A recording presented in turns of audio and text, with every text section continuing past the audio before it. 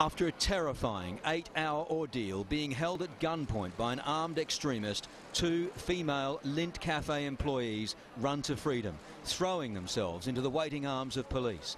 90 minutes earlier, 2 men, believed to be customers, emerged from a side door of the store, making their own desperate dash to safety. A 3rd employee also got free and fell over in his haste to flee his captor. The first thing that we will do is make sure that they are okay, and then we will work with these people to find out some more information. The siege began about 9:40 a.m. when from behind a glass door a lone figure emerged, wearing a black bandana across his forehead and a gun slung over his left shoulder, pacing the store he'd just laid siege to. He took hold of one woman, appearing to use her as a human shield as he walked to the window.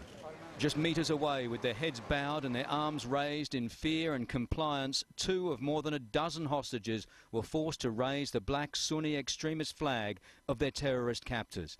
It's understood the slogans on the flag translate to "There is no God but Allah" and "Muhammad is the messenger of God," and are commonly used by Syrian extremist group Jabhat al-Nusra, which has links to Islamic State and Al-Qaeda. Other hostages stood helpless at the front window of the Lindt chocolate store in Martin Place, their hands pressed against the glass or clutching the windowsill, their faces filled with looks of resignation, aware that their lives were now in the hands of an unknown and unpredictable enemy. They appeared to be alternating positions at the window in timed shifts determined by the gunman. This courier witnessed the gunman threatening a woman who was trying to enter the store, unaware of the terror unfolding inside. The gunman, or the alleged offender, opened a bag up and revealed a gun to her to get rid of her, and she went running down the stairs. She said, "Gun, gun, gun," gun in the blue bag. Nearby, heavily armed tactical police, clad in black, peered around corners, readied for intervention.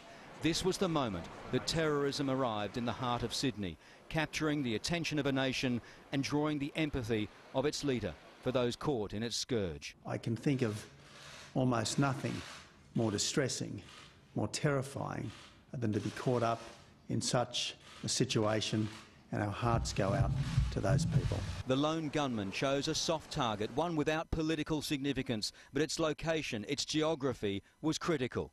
Martin Place is perhaps not an iconic site in the same way that the Opera House or the Bridge may be, but it does have the Reserve Bank on one side, the premiers and state government offices on the other, the Cenotaph is nearby, and of course our own Channel 7 studios are directly opposite, guaranteeing national and international coverage. The hostages, a combination of workers and customers, had no warning of the attack and no connection to the political ideologies of their captors. The whole point of politically motivated violence is to scare people out of being themselves.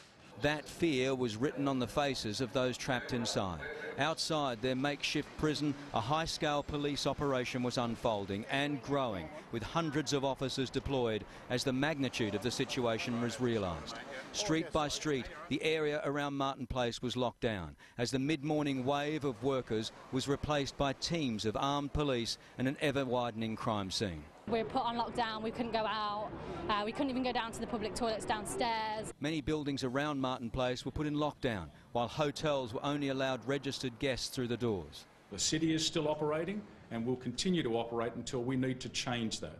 So at this stage, it is well contained. Our thoughts, our prayers go out to those that are caught up in this. As of late this afternoon, police had not made contact with the gunman, and the fate of the hostages remained poised in limbo. We're doing all we can to bring this to a peaceful outcome. We want this matter resolved peacefully, and we will do all we need to ensure that.